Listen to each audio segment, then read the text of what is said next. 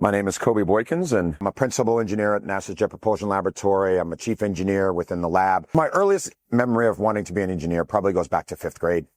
My teacher, Mrs. Hanson, asked us, what do you want to do with your life? And I told her that I wanted to be an engineer. I wanted to be Geordie LaForge, wanted to work on the Starship Enterprise. And I met my dreams and achieved it. For Pathfinder, I would say it was an amazing thing to be part of it, right? And to be part of this. We built something that went to the surface of Mars and roved around and moved. I was the little kid, it was, this little thing that we did. And, I was part of that team, but, you saw sort of the group that was just, the next level above me, if you will. And, their celebration, and you felt like, oh my goodness, I get to be part of that.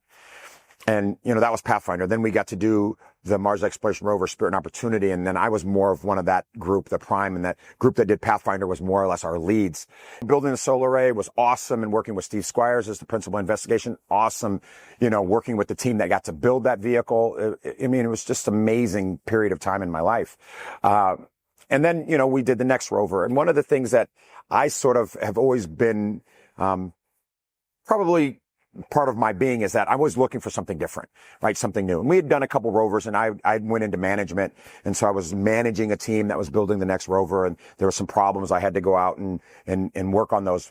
And I sort of started to think, it would be fun to work on something else. I want to get into a different world. I want to try something different. I want to see what, different parts of this great world in which we get to explore are like. And the opportunity came up for Europa Clipper, which in my mind was probably the next best thing after Mars, right? We landed on Mars. We were following the water. We were able to say that there was liquid water on Mars. Okay, great. Now we're sitting there and we turn our sights to this Jovian moon that we believe has more liquid water than what's here on Earth.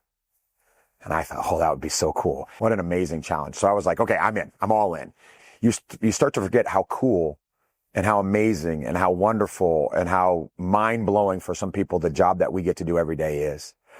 And then you go out and you talk to, a group of students. You talk to a group of faculty. You talk to individuals out there in the public.